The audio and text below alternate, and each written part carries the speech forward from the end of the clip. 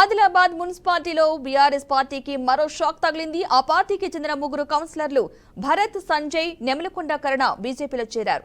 జిల్లా కేంద్రంలోని MLA camp కార్యాలయంలో ఎమ్మెల్యే పాయల్ శంకర్ వారికి పార్టీ కండువాలు కప్పి బీజేపీలోకి సాదరంగా ఆహ్వానించారు. పట్టణ అభివృద్ధికి తన వంతు కృషి చేస్తానని ఎమ్మెల్యే వివరించారు.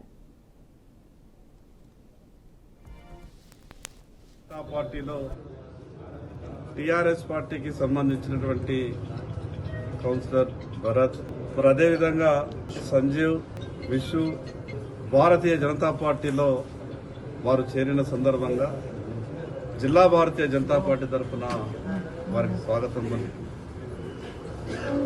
ఈ ఆదిలాబాద్ మున్సిపాలిటీని ఈ రాష్ట్రంలోనే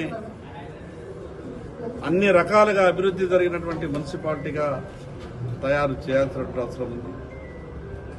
దీనికి ఇప్పటికే కేంద్ర ప్రభుత్వం ఒక 320 కోట్ల రూపాయలు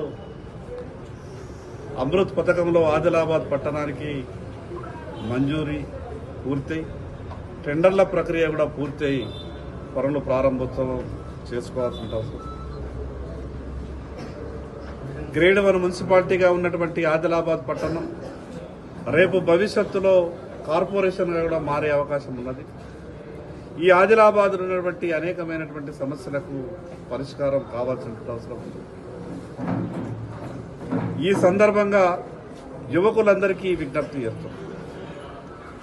నరేంద్ర మోడీ గారు ఈ దేశ ప్రధానమంత్రిగా ఈ రాష్ట్రంలో భారతీయ జనతా పార్టీ అధికారంలో లేనప్పటికీ కేంద్ర ప్రభుత్వం నుంచి వేల కోట్ల రూపాయలు ఈ రాష్ట్ర అభివృద్ధికి నిధులు ఇవ్వడం, దానిలో ప్రత్యేకంగా వెనుకబడ్డటువంటి ఆదిలాబాద్ మున్సిపాలిటీకి ఇప్పటికే 320 కోట్ల రూపాయలు రావడం, గతంలో ఫ్లైఓవర్ మంజూరు ఇచ్చిన గత ప్రభుత్వ వైఫల్యం కారణంగా ఆ యొక్క ఆరోగ్య ఫ్లైఓవర్ కూడా మధ్యలోనే ఆగిపోవడం, దానికి కూడా మొన్ననే కేంద్ర ప్రభుత్వం రివ్యూలో కూడా ఈ రాష్ట్ర ప్రభుత్వాన్ని అడగడం జరిగింది.